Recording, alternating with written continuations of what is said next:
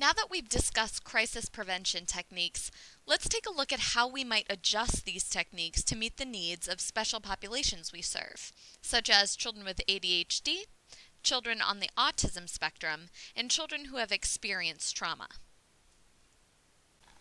ADHD, or Attention Deficit Hyperactivity Disorder, is one of the most common childhood disorders and can continue throughout adolescence and into adulthood. Symptoms include difficulty staying focused and paying attention, difficulty controlling behavior, and hyperactivity. When working with children with ADHD, there are many strategies that you could use. For our purposes, these strategies fall into three major buckets. Those dealing with adjustments made to your interpersonal skills, those related to establishing and maintaining systems, and those relating to creating an appropriate culture for that child. The first, and likely the most obvious interpersonal strategy, is the importance of patience.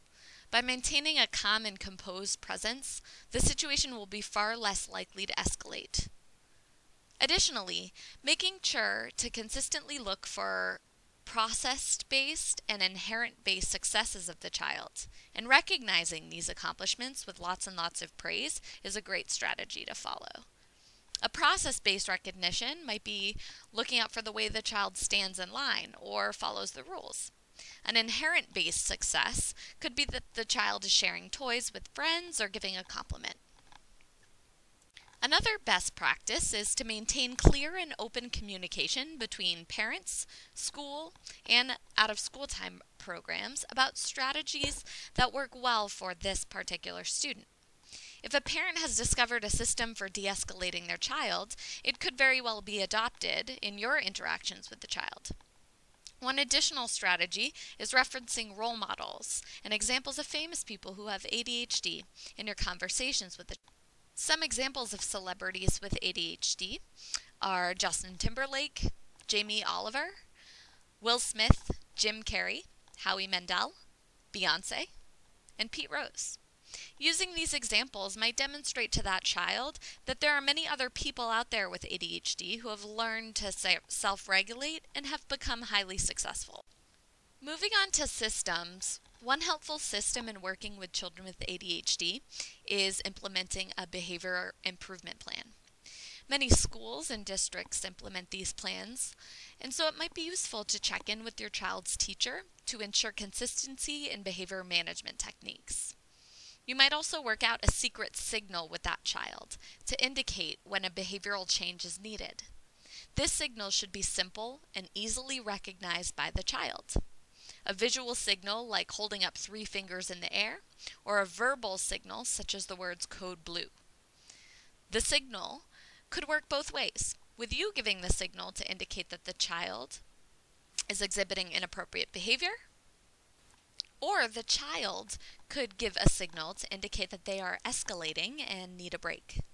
Additional techniques, such as establishing a consistent schedule and developing systems of rewards and consequences with the child, are best practices for working with children with ADHD. In order to ensure the successful implementation of these systems, it's crucial to create an environment conducive to the child's success. First, construct a quiet space with little to no distraction. Consider providing the child with a toy or other manipulative, such as a stress ball, to distract the kinesthetic part of the brain so the child can concentrate more fully. Build in plenty of short breaks between activities for the child to release their energy at an appropriate time. Additionally, since a healthy diet free of junk food has been shown to reduce the symptoms in some children, consider substituting junk food for healthy snacks.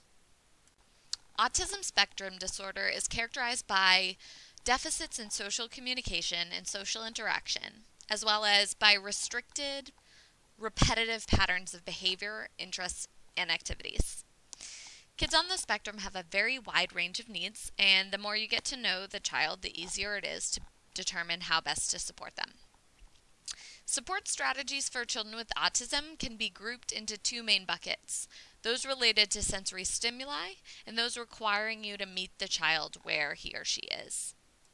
When a child on the autism spectrum is escalating, it's important to use a firm and unwavering touch instead of a gentle touching, tickling, or rubbing. This action provides direction to that child in that stressful situation. Make sure to limit the stimuli for that child who is distressed by establishing an environment that is quiet, dark, and where no one will be attempted to touch or interact with the child. Find something that soothes the child. This could be an object, sound, song, game, emotion, or an activity. You can leverage these activities to develop self-soothing skills that become socially appropriate over time. These will allow the child to have more ownership of their behaviors. Additionally, it's important to meet the child where he or she is. Enter that child's world of play and encourage their peers and other staff members to do the same. Many children on the spectrum connect especially well with animals, so you can consider having a visiting or permanent pet come to your facility. Additionally, you could assign the child a peer or staff mentor who will always give clear, non-judgmental information about the emotional and social subtexts of each situation that the child faces. This interpreter will enable the child to better understand social situations and better interact with other students. Lastly, uncover and build on a child's interests. If a child finds art, bug collecting, or nature to be very soothing, incorporate these into the daily schedule. The last population we'll talk about today are survivors of trauma, abuse, or homelessness.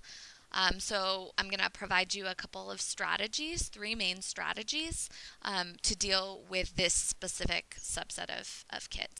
For these kids, empowerment is absolutely essential, and also choice is really important. So it's important to lead with questions.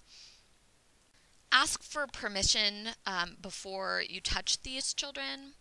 Ask them to try to articulate what would help them feel safe.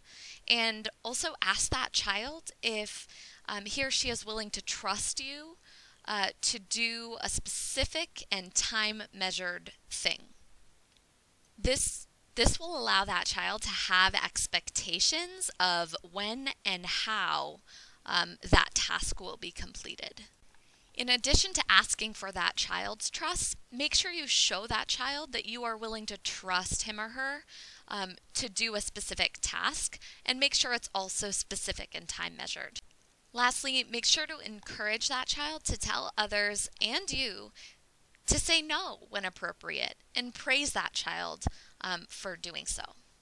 Now that we've talked about how to support these various populations, take a look at the various resources that are available to you in this section.